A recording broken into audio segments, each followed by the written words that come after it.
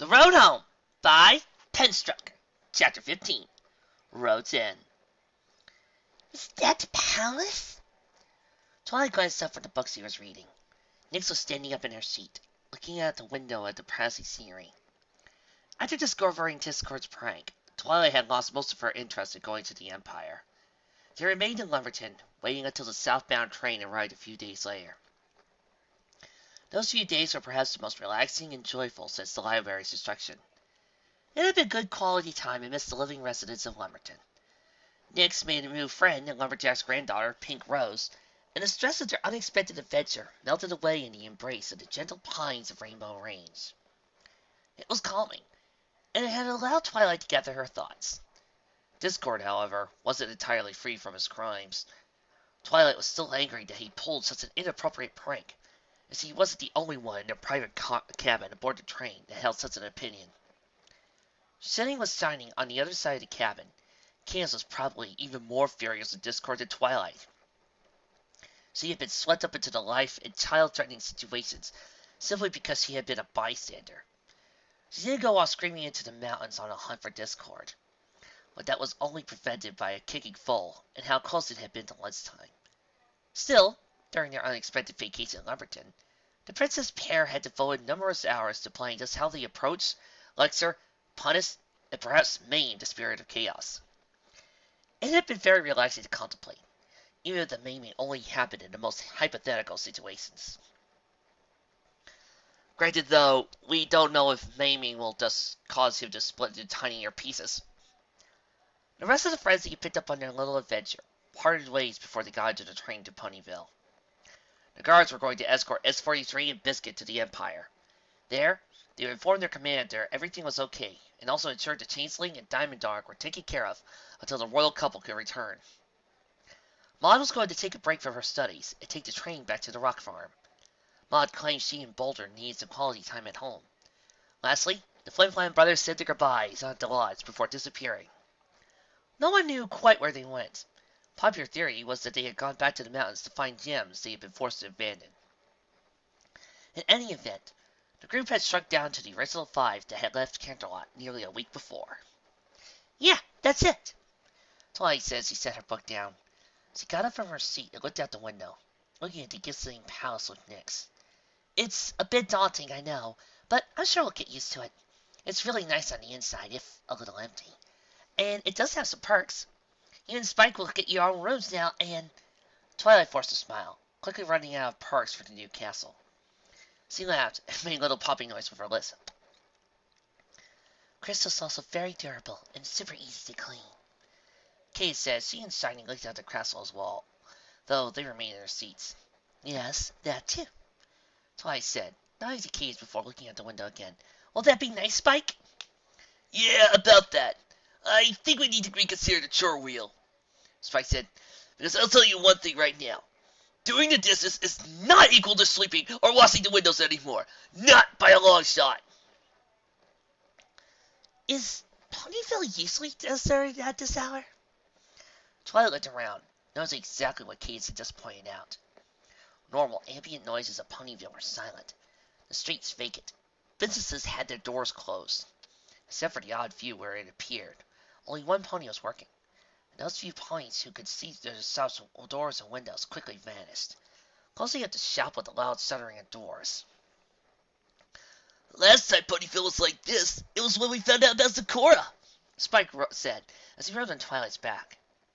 He was standing, using her to get a higher vantage point to hopefully catch a glimpse of someone. "You don't think something's going on, do you?" "I really hope not," Twilight said. She and the others kept searching. Their chosen route of travel would have taken them past the stump of the library before they continued on to the palace. The agreed upon plan was to stop and visit the library's remains, pay some last respects.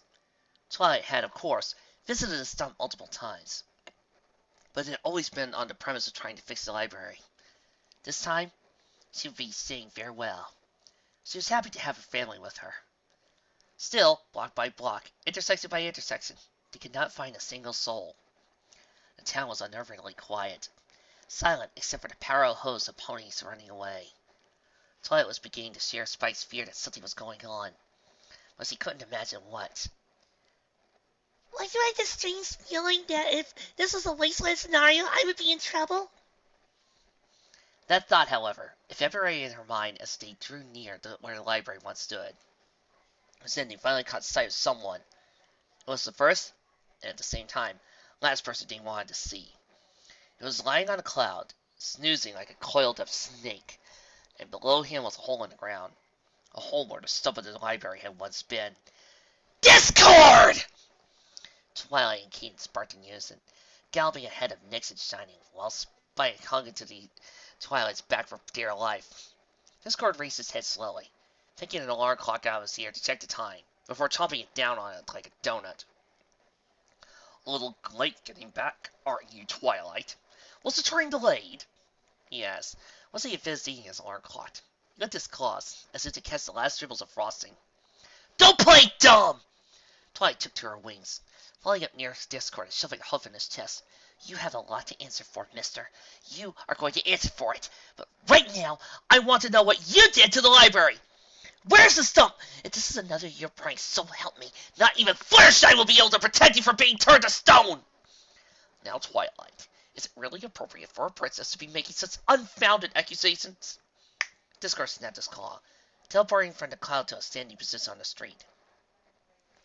All I've done since I've delivered the letter to you was relax here in Ponyville.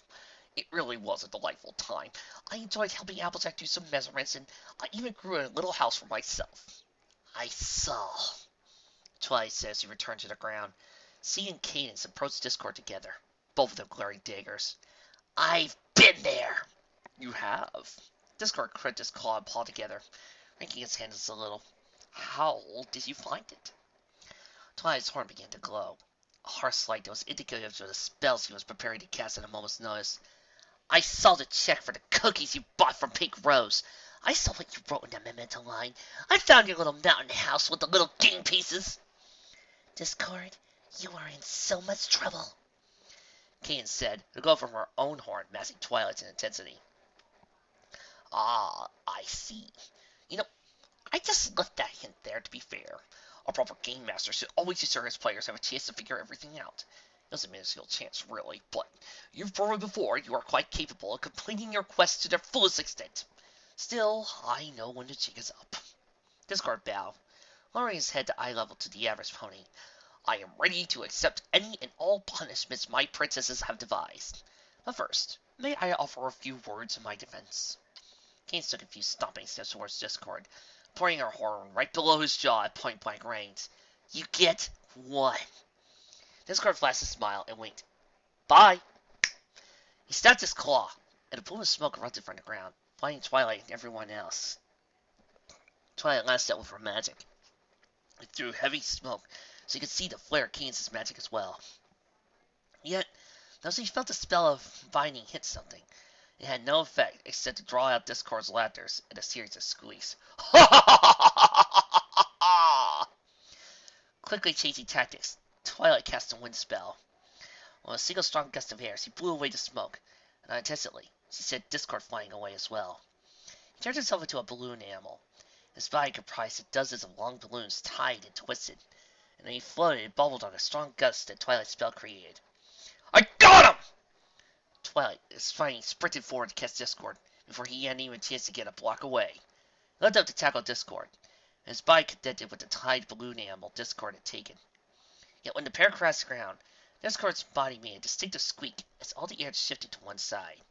His eyes and lens bulged, and the air rushed back. Shiny was sent flying back like he had just pounced on an inflatable bounce house. He flopped into a bush that bordered the streets.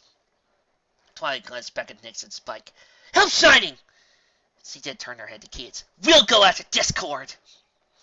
Cadence smiled and nodded. The pair of princesses spread their wings before taking off after Discord, who was now trying to run down the street, squeaking like a chorus of chew toys being stomped on by dozens of dogs. Twilight lost another spell, this time trying to chain Discord to the ground. The chain formed, and it grasped one of his legs, but as soon as the snap taut, the balloons of the limb broke apart. Discord hopped along on a single leg for a few seconds, but the dozens of balloons that made up his horse leg quickly gravitated back to the correct position. Soon he was running along, and laughing, as he had felt nothing more than a tickle. Twilight tried spell after spell to pin down Discord. She even tried a spell that manifested a large magical pin that tried to jab him in the foot. The pin was unable to pierce his chaotic magic balloons, bounced off, and ended up skewering the route to the local fabric shop. It almost looked like an appropriate decoration, considering the fake, oversized roll of fabric that was mounted to the roof of the shop. Well, Twilight, thanks for the free publicity. Ding! Chaos was being less effective with her spells. She relied on the basics of blasting and bubbling. Her blasts hit, but they ended up only helping Discord. The force of their impact would send him bouncing down the street, giving him extra momentum until he was finally able to right himself and run on his own legs again. When she tried to bubble him, it would slow him down, but the balloons of his body would begin to bounce off the interior. Each bounce he gained more momentum until, finally, he managed to crash out of the barrier bubble and resume his escape through town. All the while, Twilight's ears were assaulted by the infernal squeaking of his balloon body, which was leading her to try more and more aggressive spells. Still, nothing she tried was able to cast Discord. It was slowly trying to pull ahead of the pair of pursuing princesses. Twilight leaned into the wind and managed to fly faster, to match Discord's ever-increasing speed.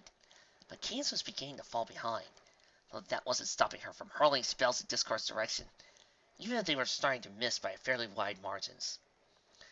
Twilight lost sight of Discord as he grabbed a lamppost and used it to swing around a corner, dramatically changing his direction for the first time. It would have been a fairly linear chase. Twilight had to tilt her wings and bank hard to make the same turn without losing any speed. Rainbow Dash probably would have been able to pull off the maneuver flawlessly, but Twilight was not as practiced as a flyer.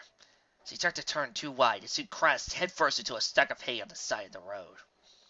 Flying around inside the hay, it took Twilight a few moments to get her bearings and dig her way to the surface. She popped her head out and shook it firmly, trying to cast off the bits of hay that were clinging to her. She then looked around, trying to spot where Discord had gone. He couldn't get away. She was going to make him understand just how much trouble he was in for sending him on a wild goose chase. At least, he would have been. If Twilight's eyes had glanced down the street, it saw it was at the end of the road. She climbed out the hay and walked to the center of the street. There, Twilight just stared a moment, trying to take everything she wasn't seeing. She heard wing flaps come up behind her, accompanied by a voice. "Where is he?" she heard Cadence ask, but then her sister-in-law fell silent as well. In the periphery of her vision, she saw Cadence walk up beside her, but did not glance away. Her eyes remained transfixed on what lay before them. Soon, she heard the sounds of hoes as well. Shining, Spike, and Nyx caught up. Like Cadence, they were only able to ask a question or two before they joined Twilight and her awestruck stare. At the end of the street was a celebration, a festival filled with hundreds of ponies that were crammed together at the crystalline treehouse palace. Snack tables were stacked high with boxes upon boxes of Philly Scout cookies. There were balloons, streamers, music, and dancing.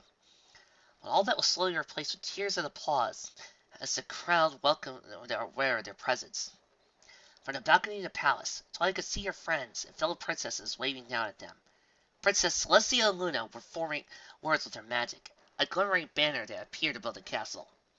"Welcome home!" was what the magic read. It was so many of the voices in the crowd were cheering as Twilight, Cadence, Shining, Nyx, and Spike looked on in disbelief. The cheers of the crowd surrounded Twilight and her family, brother and sister-in-law included, as they stood on the steps of the castle. It was like being awash in positivity. Cheers, applause, and shouts formed a cacophony, making any individual word said incomprehensible. Yet the sentiment was undeniable. Princess Luna and Celestia stood off to the side and right, sharing in a moment, but also using a bit of magic to keep the clamoring crowd at bay. Twilight's friends were standing in the front of them. They were now stepping back as Rainbow Dash and Fluttershy pushed open the doors. As the entryway swung up, and they in unison said, "Welcome home!" The moment that the doors went all the way open, Twilight's body also went on autopilot. It walked forward, leading everyone into the library, but her head was craning in all directions. The air was caught in her chest. Last time, she had seen the tree trunk-like foyer of her castle. It had been a little more than a large empty room. There had been a simple staircase that led up to the castle proper, and a few columns for decorations. To her, it was similar to the foyer in the Canterlot Castle, a grand entryway that's only purpose was to prelude the rest of the palace. But over the weeks he had been gone, it had been transformed. It was a library now. A beautiful, jaw-dropping library. The bookshelves hugged the interior walls of Castle Tree Trunk, stretching from the ground floor all the way to the ceiling, where the trunk joined with the rest of the palace. A spiraling staircase circled the interior, stopping a total of 7 landings that formed rings around the trunk's interior. Each landing was an interior balcony that provided access to a section of bookshelves.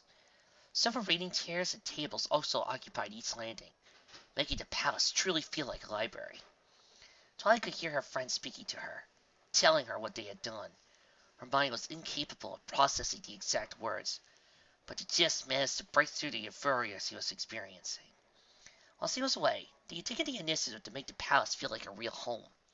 They had done a lot of things and added several of their own personal touches, but one of the key centerpieces of the renovation had been the library. It hadn't been filled with many books yet, but Twilight could already picture it. Every shelf stocked to the brim with rows upon rows of books made her feel weak in the knees. She would have happily collapsed right there, but her friend scooped her up and began leading the tour group up the stairs, carried in Rarity's magic. Twilight floated through the air as her mind tried to take it all in. She saw Spike and Nyx riding Applejack and Rainbow Dash's backs respectively.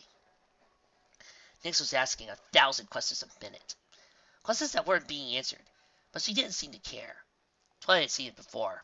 Her daughter was just trying to vent her excitement. Spike was a lot less chatty, but the smile on his face undeniable. Twilight's body lazily rotated in the grip of Rarity's levitation spell, as you could see Cadence and Shining taking up the rear of the group with Celestia and Luna. They were asking some questions of their own, though theirs seemed more focused on what Celestia and Luna were doing there. The princesses were claiming they had helped with the renovation. Cadence seemed to be calling their bluff. That, and giggling at the thought of her 2 aunts in overalls, holding paintbrushes and other tools of the construction trade. They were halfway up the library's spiraling staircase, having left the 4th landing behind when Twilight noticed a small gaps in bookshelves. Interspaced symmetrically along the bottom circumference of the otherwise seamless shelves were small alcoves. While most were empty, Twilight saw 2 varieties of things occupying some of the alcoves. Most of the alcoves were occupied were filled with statues, depicting several moments in time. In a way, it was the reflections of the stained glass mirrors in Camp Lodge. But it wasn't just the big Saving the World event. One statue depicted Discord holding Fluttershy's hoof of claw, commemorating the days he made his first friend. Another was carved to resemble Luna, playing a game amidst costume ponies, depicting her first nightmare night. Those alcoves not occupied by statues had display cases that contained relics and mementos from similarly significant events. Rarity had donated the fire ruby from the day Spike's greed got the best of him, along with a handwritten note, both of which were displayed in one case. The shattered pieces of Zekora's doorstop, which played the role of the fake magical amulet, occupied another case. The shards of Nyx's old armor, damaged the defending ponytail from the creatures of the Everfree Forest, and Fluttershy's Ne'er-do-well costume were also on display. In a way, the library doubled as a museum of friendship, giving physical shape to the many lessons she and her friends had learned over the years. It was a fitting foyer to the palace belonging to the Princess of Friendship. Twilight would have smothered her friends with thank yous for doing as much, but they were beginning to near the top of the stairs. There was still the rest of the castle to see, and Twilight couldn't even comprehend what else her friends had done for her. After the library, each of Twilight's friends took turns showing off the different sections of the castle. Pinkie Pie and Rarity went first, giving you a tour of what they called the business section of the castle. This is where you'll be seen you performing a majority of your royal duties. Rarity said with a grand, sweeping gesture of her horn. They were passing by several doors as they walked towards a large set of double doors at the hallway's end. You'll be able to meet with dignitaries contemplating matters of the nation and other similar royal deities in one of the many rooms, each of which has its own unique theme related to the elements of harmony, sun, moon, and the Crystal Empire. Let's not forget about throwing amazing parties! Pinkie Pie cheered as they reached the double doors, which swung open to reveal a grand ballroom. This ballroom is perfect for any kind of party. You can have your own gala, or put your hose in the air with a super fun dance party. It's even got a disco ball, Twilight! A disco ball! Rarity cleared her throat, though the smile did not leave her face. Yes, Pinkie Pie. Also assure that the Kinetic Kitchen is more than capable of supplying all the food and beverages any party should need. Yeah, and I worked with Rarity to make sure the ballroom would have super funny party stuff it wouldn't ever need. But that's actually all hidden away so it can be super fancy. The disco ball is hanging as part of this amazing prize he said earlier. It's a not as amazing as Candlelight Garden, Rainbow said, trying to urge the group to move from the pallet room to the palace's large, connecting exterior balcony. Like a baton passed in a relay race, Rainbow Dash and Fluttershy took the reins of the tour, directing everyone to stand along the balcony's railing and look down at the garden below. Yeah, that's a pull, Rainbow Dash said with a firm nod, as Twilight and everyone else took in the view from above. Am I the only person who sees that lake right next to the tree in the show? It's right over there. Nice little cliffside. The centerpiece of the garden was one half-scale statue of the Tree of Harmony, which stood on a small island in the center of the donut-shaped pool. Like rings on a dartboard, the rest of the garden spread out from there. A sun deck surrounded the pool, occupied by a few lounge chairs, which looked perfect for enjoying the midday nap. Surrounding the sun deck was the actual garden part of the castle gardens. It was populated by lush trees, vibrant flower beds, and carpeted in soft green grass. From their vantage point, Twilight could also see a few woodland creatures and birds happily going about their business amongst the flora. We originally planned on dancing outside, Fluttershy said. She saw a small blush on her cheeks and a slight uneasiness in her voice. but in the end, the garden turned out so lovely. It's comprised of flowers and trees that occur naturally in the area around Ponyville, so it creates a naturally balanced ecosystem of flora and fauna. The little creatures and birds have also promised to keep their garden nice and clean since they got their new home near the palace so much.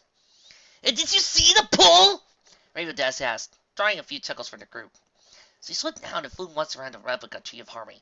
It's nice and deep, so you can dive in just about anywhere. And did you see the green stuff at the bottom? They're plants that'll actually keep the water clean.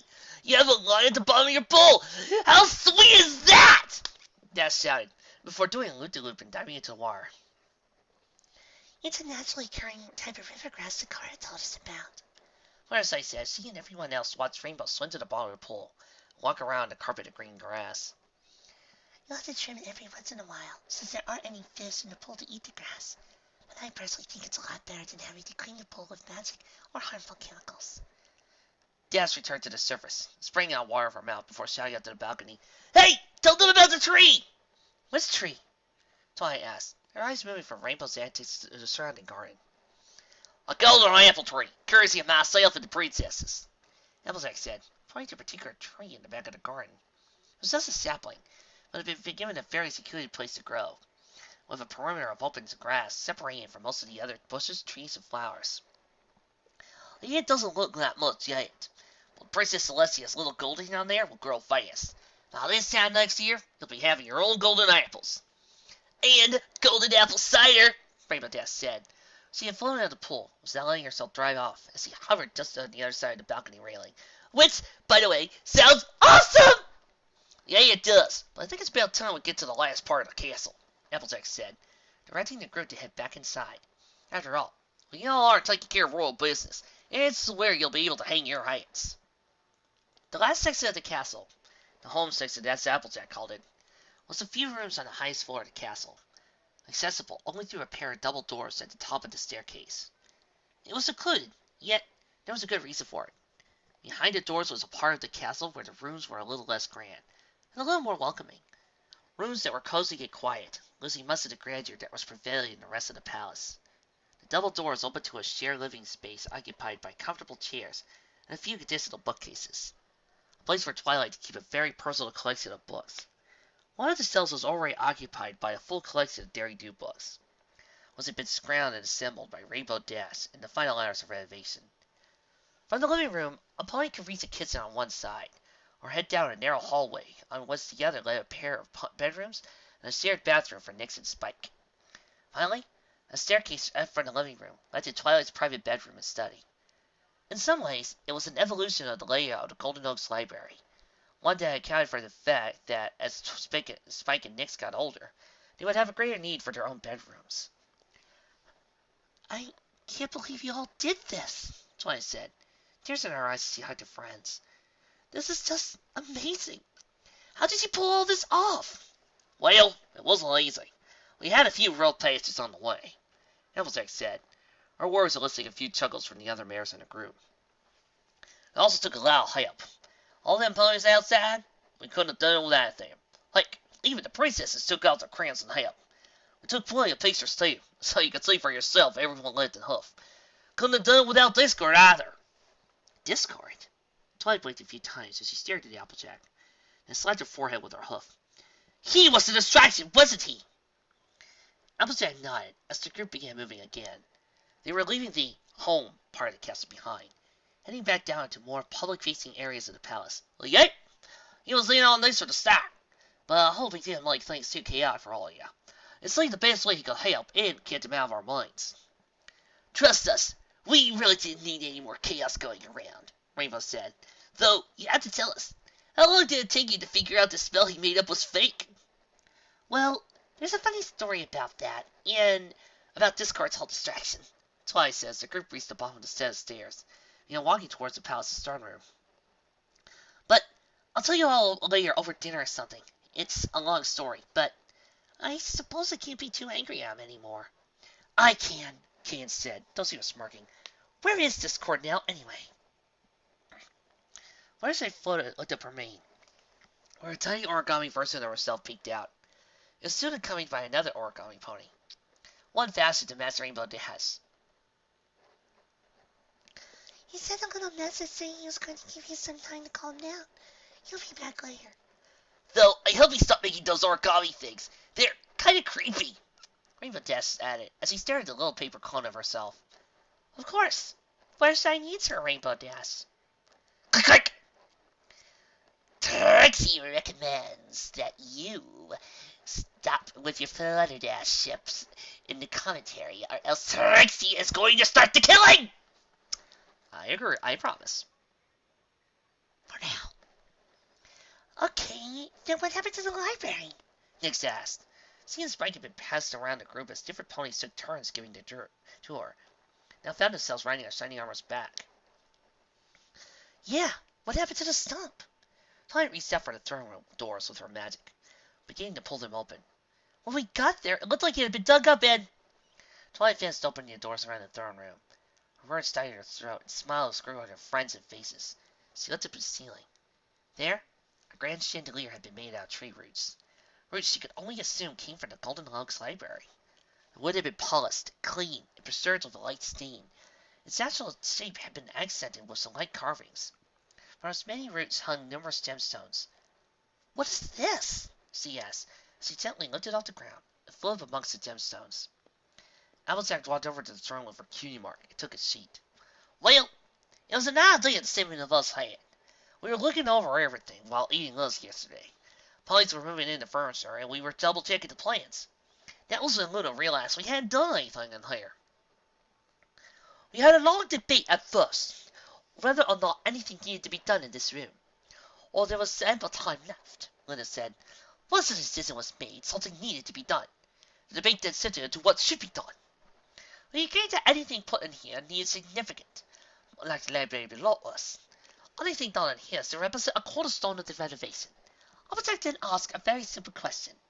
What was it you liked most about the library? Rarity chuckled a little as he walked over to her throne, taking her a seat to get her hose off for the moment. For a while, we all talked about was books, though we agreed adding more bookshelves in here would probably be a bit redundant. But then we started talking about other good memories we shared with you in the library. Now these, after all, part of what makes any house a home. It was then our dear Applejack had the most wonderful idea. You made the roots of the library into a chandelier, Twilight said, understanding now where the stump had gone. How did you manage that while keeping them in such excellent condition? Applejack motioned towards Princess Celestia and Luna with a hoof. Well, that's where we got lucky. The princesses decided to kill them here. We probably took a dozen ponies working for days to dig up all them roots and get them ready. I mean, the library wants no sampling. Well, it was just the five of us. I don't know how long it will take it. It would take you longer than a musical number sung while you were shopping for mattresses with Spike, that's for sure. Pinky giggled as she jumped and landed in her own throne. Pinky, you are a musical girl yourself. Never underestimate the power of a musical montage! Then she spun herself around, almost near the top of the throne, and her head pointed towards the floor. Rat! Applejack smiling, but shaking her head as Pinky's strange sitting position. Well, they're amazing. We were able to pull it off. And it's more than just a fancy wooden chandelier. Take a look close into one of those flames. Twilight did just that, holding a jewel with her hoof and noticing that, contained within, was a small picture. The ornaments on the chandelier were memories of all the good memories we made together.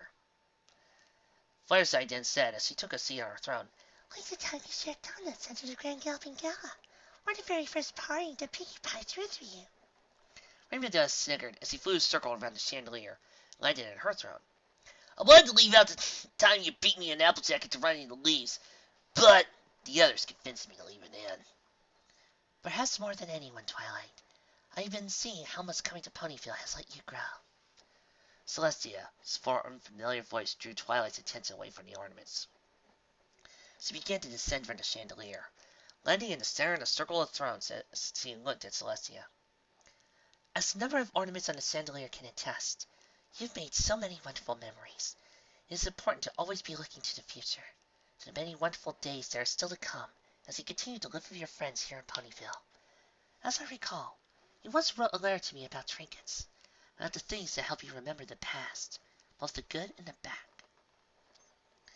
We hope that this chandelier will help you remember the Golden Oaks Library and all the good memories you made there fondly.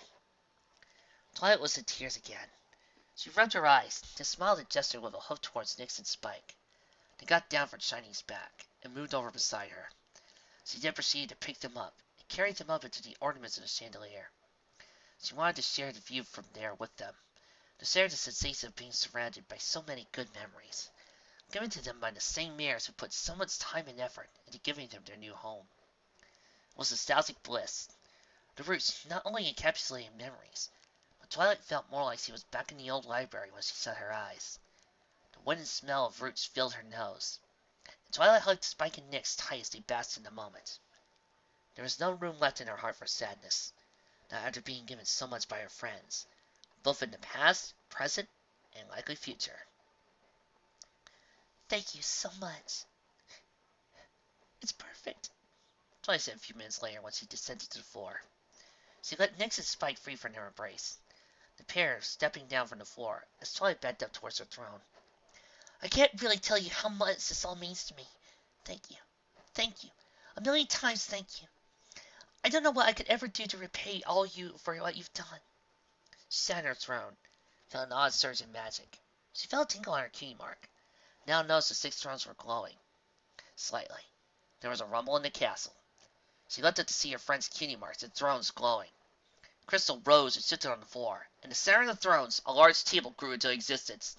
It glowed with magic, a depiction of Equestria appearing like a ghostly projection. What's this? A map?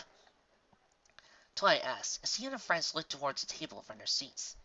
Cadence, Shiny, Celestia, and Luna approached the table, as well as Nix and Spike, and to scamper over to Spike's throne to get a high enough vantage point to see. It was as Twilight described. A mystical map of Equestria and the land beyond. The strange occurrence, however, was not done. Magical projections of the 6 mares' cutie marks, disconnected from their thrones, were circled down to the table where they were hovering over a part of the map far north of Ponyville. Fireside extended a hoof, pointing to the 2 different parts of the map. And if this is Ponyville, why are our cutie marks over there? Well, Flares, it's essentially like this. You know how the Justice League gets trouble alerts? And you know how Batman gets a Batman signal? Let's consider this the cutie signal. It's hard to say, Celestia said as the magical map disappeared, leaving behind only the crystalline temple. but I venture a guess that the Tree of Harmony, or perhaps the castle itself, is trying to help you fulfill your duty as the Princess of Friendship. There's no telling what could await you in that far-off corner of Equestria. All together, people! All together now, every one of you! Life is a game in our town. But I don't doubt that all of you will be able to handle it. And I don't believe the matter is so pressing that it can wait until tomorrow. And wander off, you brave knights of Equestria.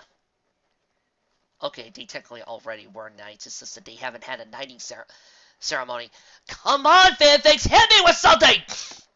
Don't make me write one myself. Do not make me go through the effort of having Twilight knight all of her friends at once. I will study up on knighting ceremonies, and I will do it, so do not make me do that. I will. I can assure you that.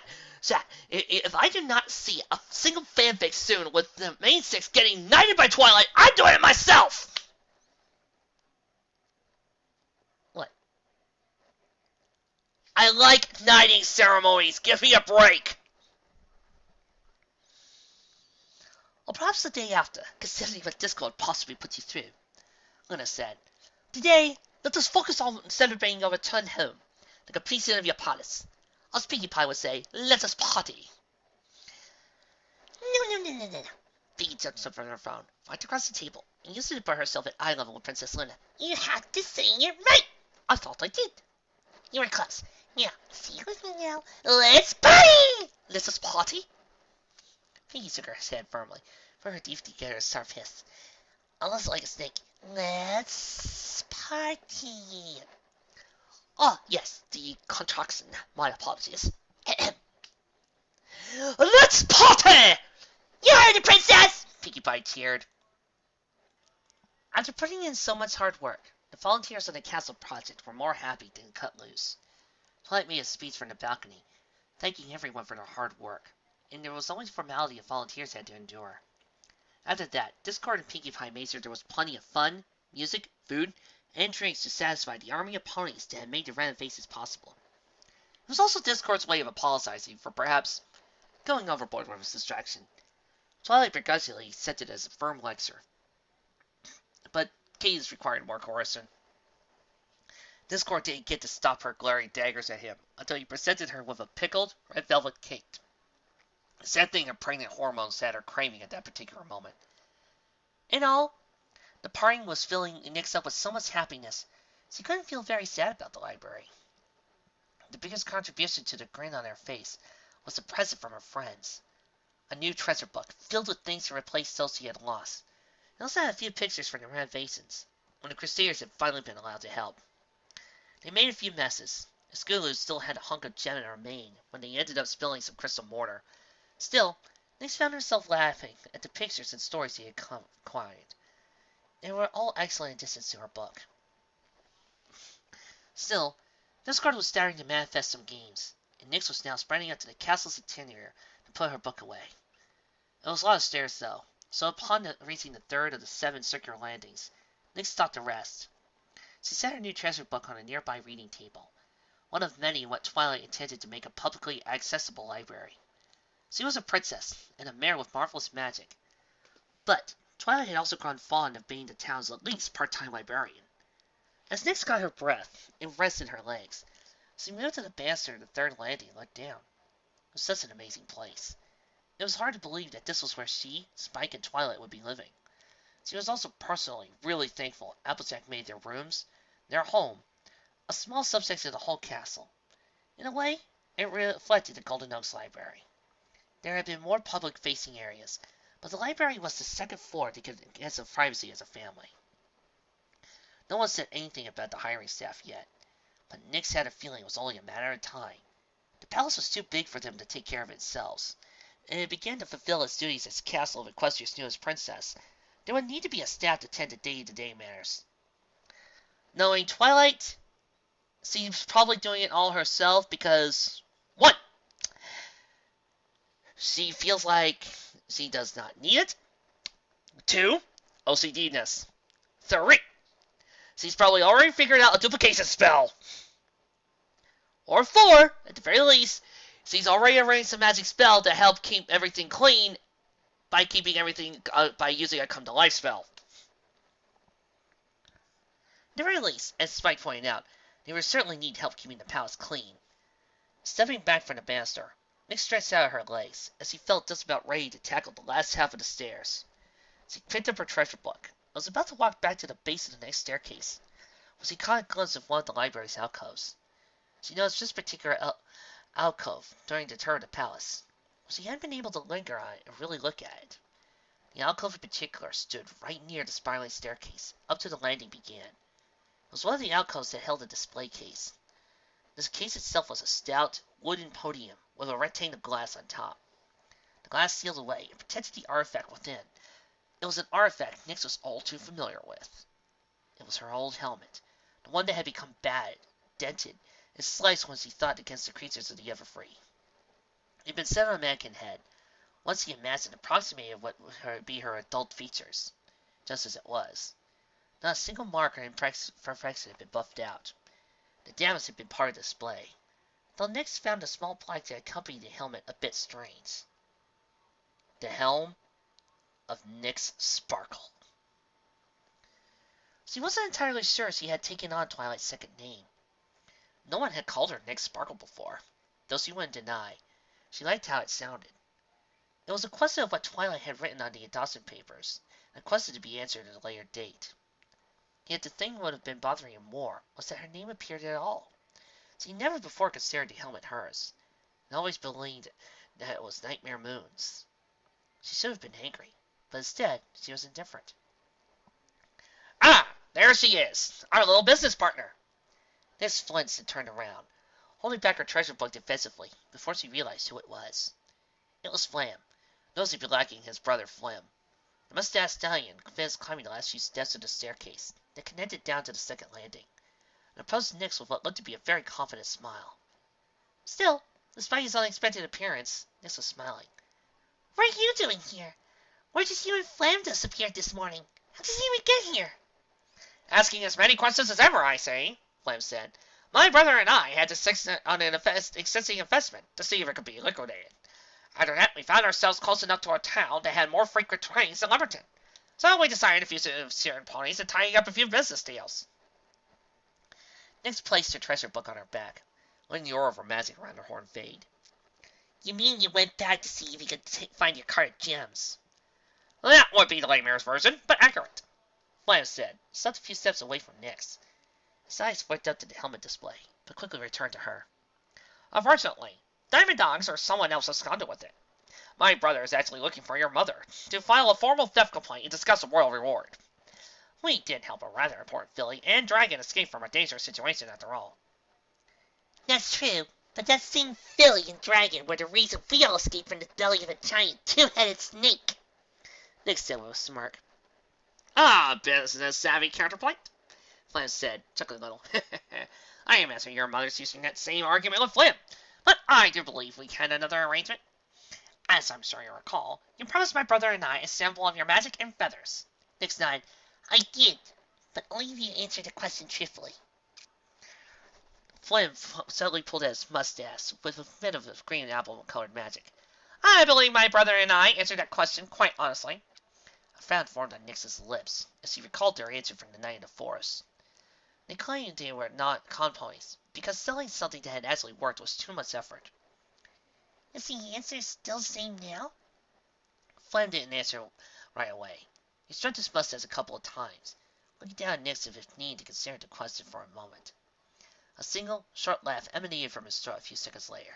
Then he shook his head. No, I suppose it isn't entirely true anymore. Though being eaten was not ideal. My brother and I got a taste of a world where our vengeance actually worked. It wasn't bad. Nix wore a cheeky smile, the smile of a mare who was trying to hold back a "I told you so." Well, that doesn't change the fact that I think your original answer wasn't the honest truth. I think you stopped making things that actually worked because you were scared of failure, not because it was easier. That means I don't have to give you anything. Now, Lucas trying to pull off a con, Flam said, trying to give Nix a playful little nudge on his shoulder. After all those questions I answered for you that night, you're going to try to skip out on your part of the agreement? You can really only blame yourself. You were a bad influence on me, Nix said, before seeing Flam tear an enjoyable chuckle. The kind that just leaves you smiling even after the laughter died away. So, what are you and your brother going to do now? We're considering making a new Super Cider Squeezy, the 7,000 edition. Flam slipped his throat through the air, as if he was spreading the words on an invisible sign. Well, instead of using it ourselves, this time we're going to probably sell it. It may be less profit than the cider market, but building, inventing, and maintaining equipment like that can be lucrative in its own right. After all, there are plenty of ponies that make shovels for a living, but you don't see them out digging holes. I like that plan. Thank you, Flam said with a tip of his hat. What about you, kid? Do you still want to grow a fine mustache like mine? Nix giggled, remembering the conversation she and Flam had near the river. She looked back at the helmet on its display case. She still didn't want to be a princess, but being like every pony else, if that was true, then she and her family might still be in the belly of the Ouroboros. was because of her uncommon origins that she had the magic to escape her dreams, which let her and Spike rescue everyone else. That, as she thought back, she realized something. When she appeared in Twilight's dream, like Spike, she made herself bigger, stronger, and more mature. But unlike Spike, whose superheroic form was entirely fantasy, she had taken on a probable shape. She made herself into Nightmare Moon, without even nosing or thinking about it. She had even worn the armor as she and Spike battled against the dream manifestation of T-Rex. But her cutie mark had remained the same. In that dream, Nightmare Moon, or rather Nick Sparkle, had helped save the ponies and dragons he cared about.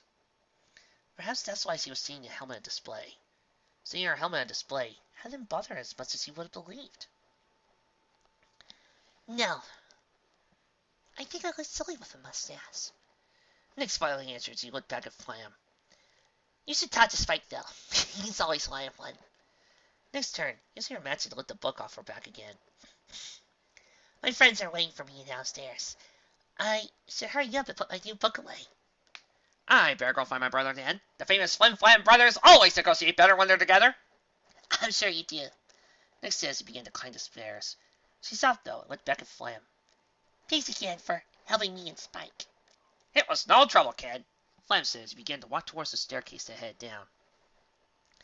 And when you finish your next great invention, you should bring it here. I'd love to see it.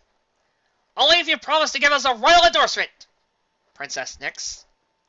Flam said, giving a final tip of his hat before he began descending the staircase, back towards the ground floor. Nix herself giggled before turning around and resumed her climb towards the top of the castle. Discord had distracted them, so their friends could make a new palace like a home. In that regard, their mission was an undeniable success.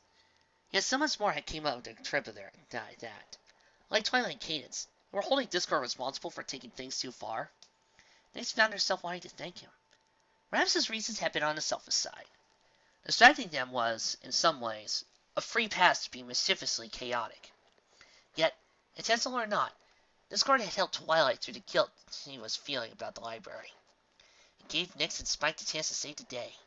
Perhaps Cadence and Shining could have been spared the trek through the mountains, but it was certainly a wonderful story to tell their foal. Aw, I bet Flurry's going to be happy listening to that story.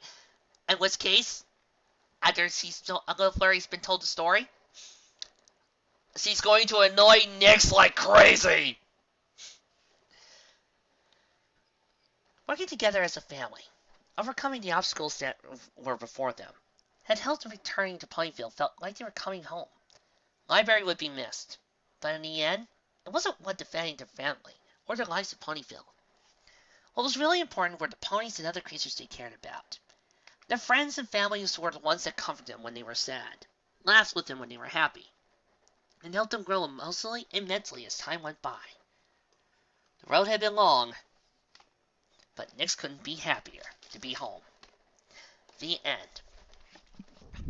Cue end credits! And cue this guy's little review. Come here, Nix. This fic was great. It was a wonderful sequel to Past Sins. And to me, it's not just that Penstroke wrote it that makes it more of a true sequel than a certain other fic written by a certain other author that will go unnamed on this review. But let's just say the initials are RC and his stories are no longer a fanfic. But it felt like a continuation of Nix's arc. Let's get the bad stuff out of the way. I did feel like Rainbow Dash, in terms of trying to connect her to the plot, was noticeably absent. If I had one of my biggest complaints about Past Sins originally was the fact that the main six barely got to do anything, and their character arcs weren't that much. As a matter of fact, one joke I made about Past Sins in there when we finally got to the part for the Battle of Ponyville was this, saying that we finally reached the chapter where the main six finally do something! Here, the main six do something with the exception of Rainbow Dash. Rainbow Dash's main job does seem to be I want to pull. I want to pull. I want to pull. I want to pull. And while I'm okay with Dash wanting something cool and exciting like a pull, well, personally to me, it just felt like Dash was just given that, and in order to make that work, you had to completely ignore the waterfall and lake that's right next to the tree. Seriously, look at this screenshot. Am I the only one who notices it? It's like, it's right there. It's a nice big lake. You can see it. It's over there. It's to the right. Every time they have an opening screenshot, it's right there. And when they establish the shots of the castle, it's right over there.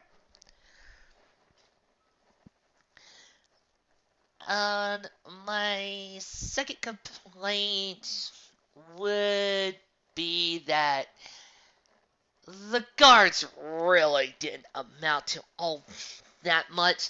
You could have had Derpy in some of their roles, and I don't think it would have changed much. You could have had any guard show up. You could have had a messenger service pop up in Lumberton, and we wouldn't have noticed a dang difference. But those are two minor complaints in comparison to all the good in here. One thing I've noticed is that Penstroke really grew as an author with this fic. Like I said, my main complaint about Parsons has been towards the treatment of the main six, where they felt like side characters, and you really could have pushed them out of it with the exception of Rarity and Pinkie Pie, and you wouldn't notice the difference. I also have a major complaint about Chapter 10 and certain other developments, but you don't really want to know. It takes too long. But here, they felt like their normal selves. They actually felt like characters. I love how we got to see more in depth of what each one of their planning stages took, and how they constructed it. I also like the tiny little snide remark about how long it will have taken to take the tree out versus what happened in the show. But as I said, to be fair, you never doubt the power of a montage. That, and have you considered who we're dealing with? We are dealing with the embodiments of the elements of harmony here, as they've already proven themselves time and time again. I think pulling up a tree and doing this in less than 5 seconds is not too much to ask. It's kind of a powerhouse sort of thing. You know, it's kind of what happens when your powerhouses and your freaking badasses. Applejack felt was the most fun to watch. Nearly because, well, her hard-headedness, her stubbornness was shining through perfectly. Her trying to act more like she was trying to lead an entire group of farmers rather than construction workers. And her mind being so one-focused that she forgot to actually try to delegate, that she needed to delegate. I also like Pinkie Pie's idea that shows her creativity. While part of it messed it up, she in the end was a lot helpful. Once again, showing that, yes, sometimes there is a brain underneath all that cotton candy stuff that we usually see.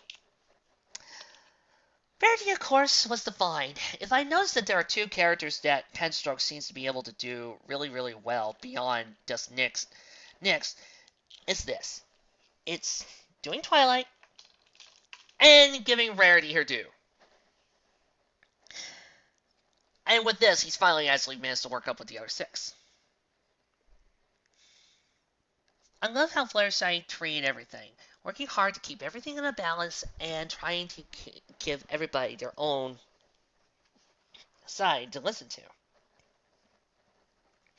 Rarity, of course, was being formal.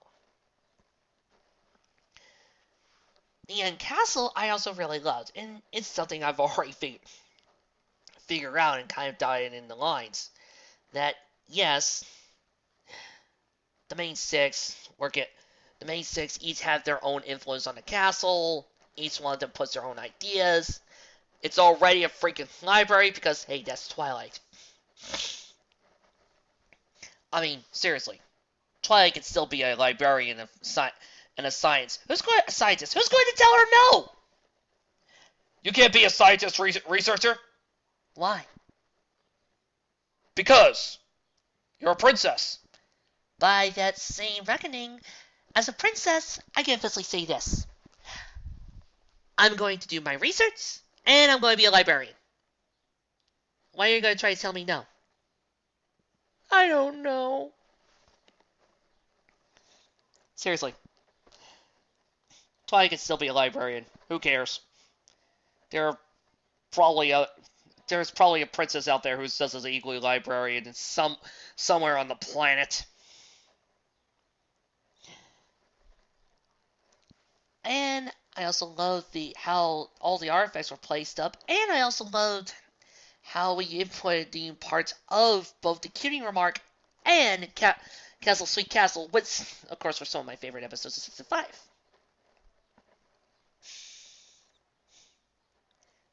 On the next side of things, though, that's where things really get interesting. I loved the OCs. Penstruck has seemed to be getting better with OCs, going from just the plain evil of Spell Nexus to now to fun characters like, say, S1. Speaking of which, I brought S1 into the studio with me during this review. S1, what was your accent? Accent? What type of accent are you speaking of? Yes, it's the Chasing's most honest speaking voice. Yes. Uh-huh. And what was your secret operation? It was Operation Six Weapon! Uh-huh. Go away now. To the Diamond Dogs like, say, Biscuit and Rover. Not Rover. And Duke. They were all brilliantly done and well handled. Fully developed and quite hilarious. I love seeing all their scenes together, and I was laughing my butt off every time I encountered them. And in case you couldn't tell from my reading, yeah, I was having a blast doing the reading for each one of them. I was having a blast bringing out their voices and bringing out their own characterizations. It was just hilariously awesome. And fun, besides. And of course, it was a thrill to see Lumberjack, one of my favorite characters from Winter Bells, back again. Oh, and I forgot, Celestia and Luna were perfectly written this time. Acting like sisters, but still acting like royal princesses. It was a beauty. But it was the story that most intrigued me. And this goes back to what I was saying, like how this was a true sequel to Past Sins.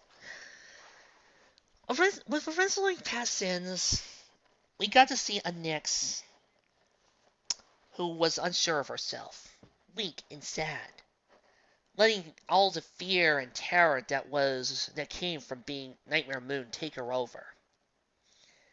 And through that adventure, she grew up, learning to become something more, realizing that sometimes it's more nurture than nature that defines who we are.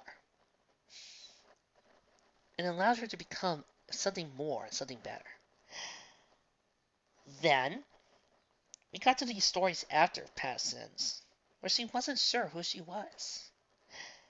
Now, we come to a sequel, where she now starts to define herself. No longer seeing herself as a former villainess, but as a guardian knight. A princess who will protect the others. A hero of high regard. Though she has not grown into her role yet, she'll soon learn to be. At the same time, we're seeing more other sides of her personality. We're seeing how she has inherited a lot of Twilight's desire to read, but at the same time, we're seeing bits of pieces of other members of the main six sneak through. From Rarity's coy and deceivingness, to Pinkie Pie's excitement of having just a blast doing whatever she can,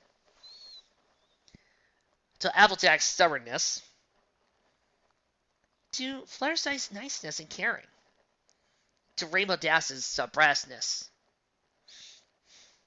We're seeing each one of the main six's influences slowly drawn upon her. In the end, we're seeing her grow more and more through her character. We're seeing what has defined her, and how her adventure has so far changed her. I think most pivotal is once he got to see that sign, that helmet that didn't belong to Nightmare Moon, but to Nyx Sparkle, daughter of Twilight, destined to be a protector and guardian of Equestria. A hero of the ponies, much like her family are heroes of the ponies. I like how she's been able to see that, and seeing that more that her wings and princess title don't define her. It's her who defines her. Through her actions, her will. While she's still nervous about the princess title, she started to realize that her special uniqueness, the wings, her magic, and her power, are what give her a chance to make her her. If Penstroke ever thought of doing another Nyx story, I kind of not want it to be just another Philly Nyx. I would kind of like it to be a story done so many years to the future, where we have an adult Nyx finally deciding to join the Royal Guard and all of her adventures going through the training, the rigorous obstacles that within, the proving of herself again and again to say like her old uncle who's now been overseeing her own training. Until finally, at the very end, her training is done when she takes on, say, a huge gigantic threat that the other main six can't handle. Or at the very least, the other main six are busy taking on, say, I don't know, Grogar or Crunch the Rock Dog somewhere in the distance, and the main six are busy battling them. And while that's going on, Nyx is left alone to defend Equestria. But she realizes she's not alone when Twist, Dinky, Scootaloo, Sweetbell, and Appleboom all join in the fight. That's kind of what I see for Nyx's story to end. So that way her character arc can go from being a reformed villain to being a redeemed hero. I guess in the end, that's what keeps inspiring me to write adult Nyx stories, like I have been. If you guys visit my Alchemy Studio channel site back on Filmfic, or even my brother's Zoltan the Magnificent stories, you'll notice that, well, mainly when it comes to my stuff, you'll notice that I write stories that feature Nyx as an adult, especially Fallout Equestria's Sins of an Alicorn.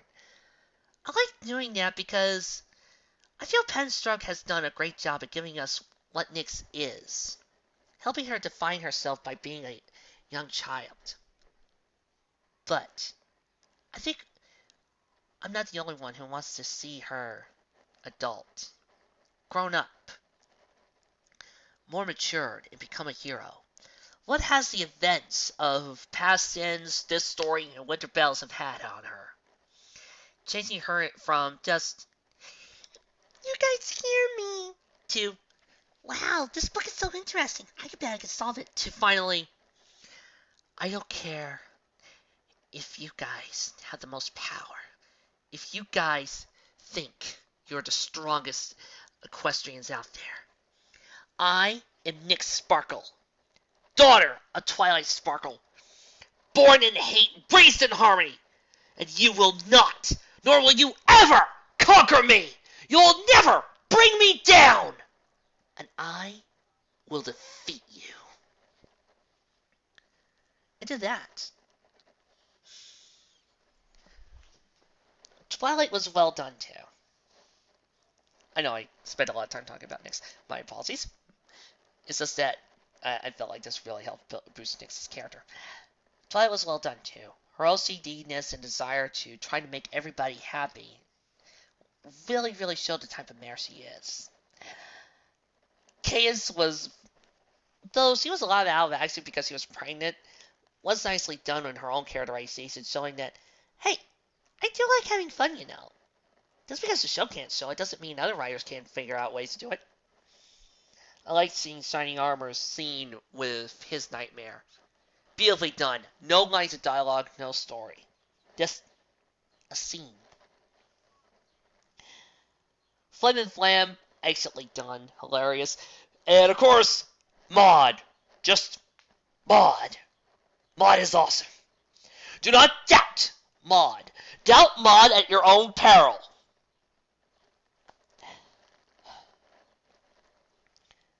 I also love Twilight's nightmare, showing us how much her own paranoia and OCD can affect these type of realms, especially when she gets scared, especially when it really hurts her, and especially with a traumatic event like this, showing just how much pain and fear it could push her through.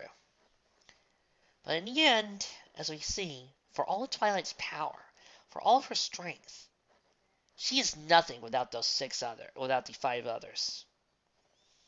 Without somebody boosting her up. Again, the comparisons between her and Yosagi are apt.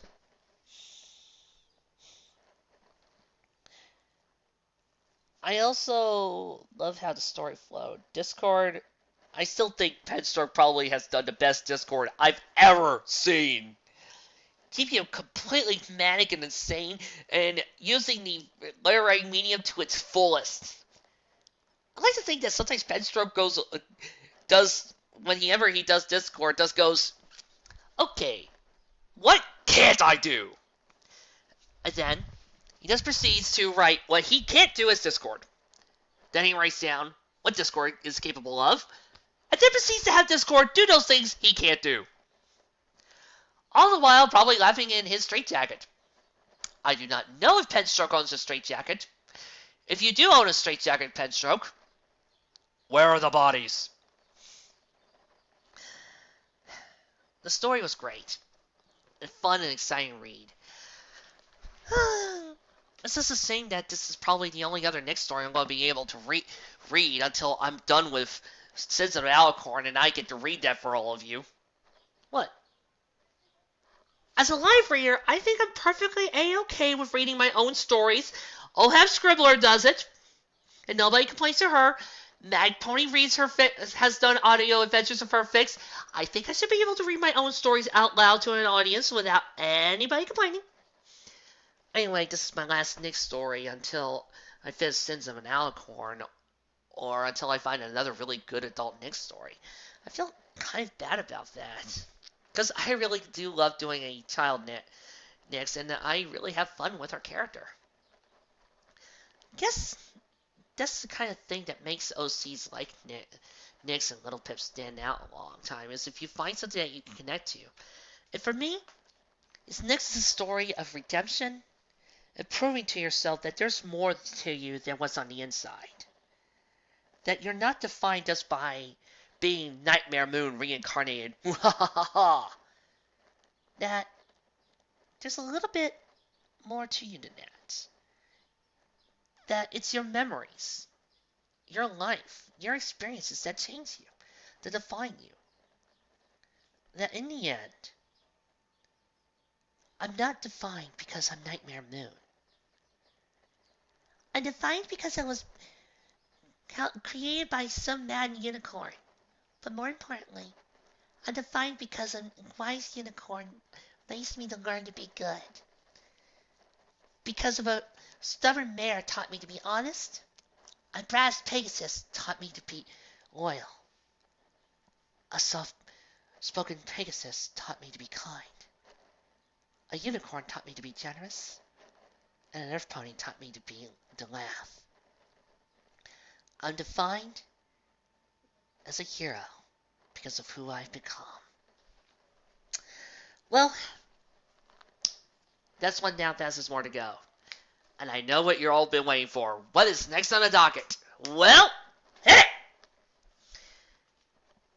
The Manhattan Verse is a story of what would happen if the elements were put into Manhattan and Twilight went there.